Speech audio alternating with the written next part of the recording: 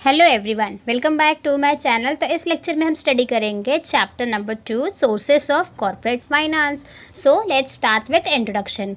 Finance doesn't mean money only. Finance is different in many term and their use.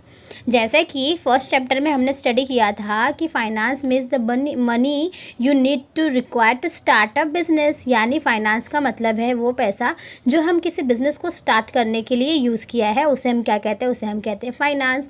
और ये finance दो तरीके की रिक्वायरमेंट्स हमने देखा था फर्स्ट चैप्टर में। तो हमने क्या क्या रिक्वायरमेंट्स ऑफ फाइनेंस देखे थे। पहला था fix capital requirement and second is working capital requirement. Fix capital means which is invested for the longer period of a time, and working capital means investing for a day to day operation of a firm. किसी भी business की activity के लिए finance is the main की। Business can not be pursue without financing support.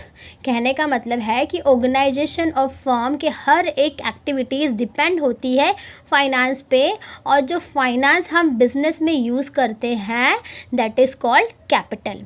Capital की requirement depend होती है nature and type of a business पे। दैट मीन्स जितना बड़ा बिजनेस होगी उतनी ज़्यादा हमें रिक्वायरमेंट्स होगी कैपिटल की।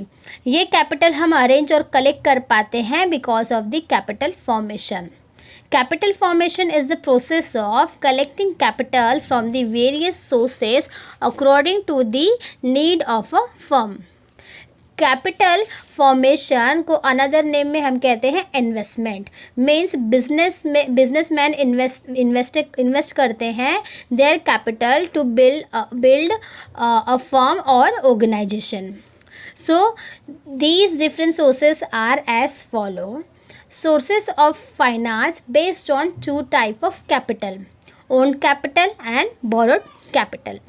Owned capital is at the capital that is contributed by the shareholders, यानी owned capital वो capital है जो कि contribute किए गए हैं by the shareholders, and borrowed capital is that capital it is borrowed from the creditors.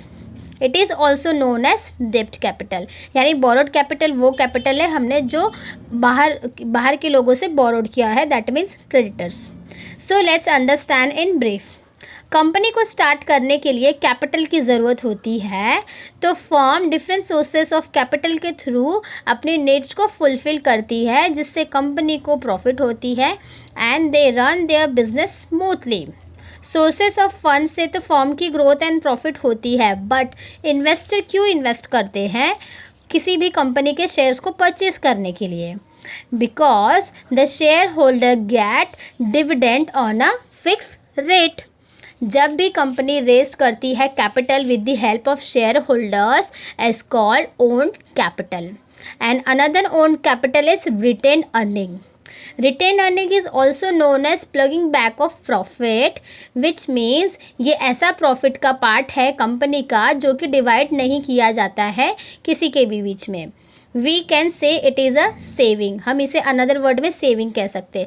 Let's take an example, जैसे कि आपके घर में मम्मी या पापा जो भी जॉब करते हैं, तो अगर वो सैलरी लेकर आते तो क्या हम पूरी सैलरी को एक साथ में खर्च कर देते? नहीं, हम उसे अलग अलग तरीके से, यानी घर को हर एक नीड के अकॉर्डिंग हम क्या करते हैं, उस पैसे को मैनेज करते हैं, और कुछ पैसा हम एज अ सेविंग रखते हैं ताकि फ्यूचर में कुछ भी प्रॉब्लम या कुछ भी सिचुएशन हो तो हम उस टाइम पे उस पैसे को यूज़ कर सकें।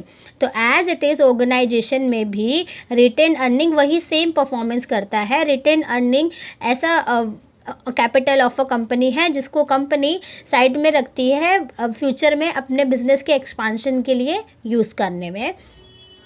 सो इसे it is also known as also own capital is a permanent capital, यानी ओन कैपिटल को हम क्या कहते हैं, permanent capital, because it is invested for a longer period of a time.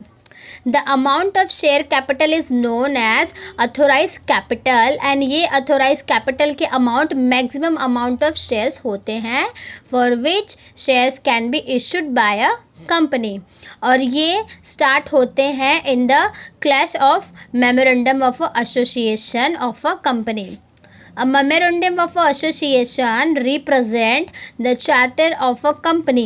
ये एक ऐसा लीगल डॉक्यूमेंट्स है जो प्रिपेयर करते हैं कंपनी के फॉर्मेशन एंड रजिस्ट्रेशन प्रोसेस के टाइम पे, और उसमें डिफाइन किए जाते हैं relationship with the share holders, और ये स्पेसिफाई करते हैं objective of a company.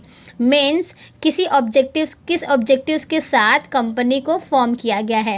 As we have already learn that कि कंपनी के कुछ एम्स एंड ऑब्जेक्टिव्स होते हैं, तो कंपनी का क्या एम्स एंड ऑब्जेक्टिव्स है और उनका relationship between the share holders, यानी शेयर होल्डर्स के साथ में उनके रिलेशनशिप, रूल्स एंड रेगुलेशन, तो ये सभी कहाँ पे प्रिपेयर किए जाते हैं? ये प्रिपेयर किए जाते हैं according to the memorandum of association.